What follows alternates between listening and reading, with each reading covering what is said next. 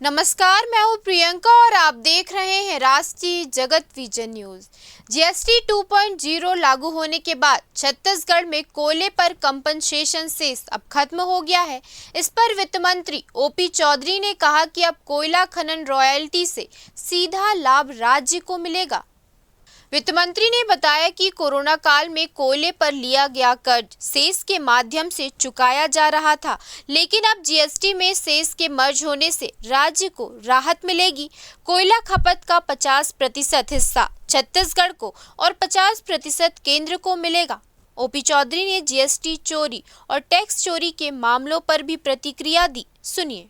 दोनों विषय में बोलता हूँ। देखिए, जीएसटी के रेट कम किए गए हैं, इससे जनता को निश्चित रूप से उसका सीधा फायदा होगा।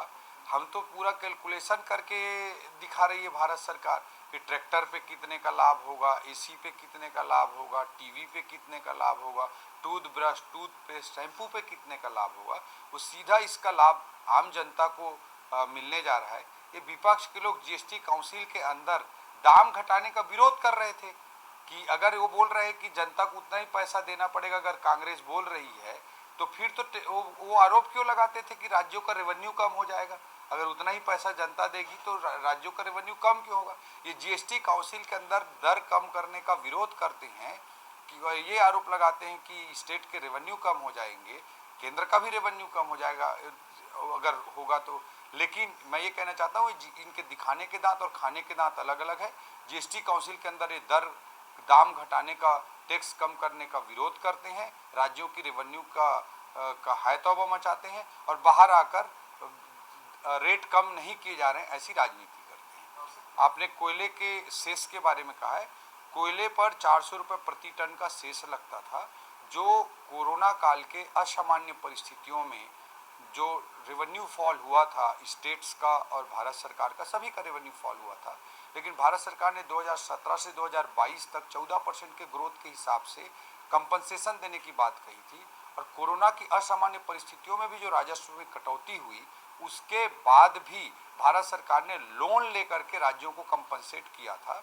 तो इस लोन के पेमेंट के लिए, रीपेमेंट के लिए जो सीन गुड्स होते हैं, जो सिगरेट जैसी चीज़ें, पान गुटखा जैसी चीज़ें, उस पर सेस लगाया गया था, कोयला पर सेस लगाया गया था और लग्जरी गुड्स पर सेस लगाया गया था।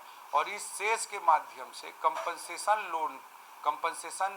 पूल में, सेस पूल में पैसा जाता था और उसको कंपनसेशन के लोन का रीपेमेंट किया जाता था।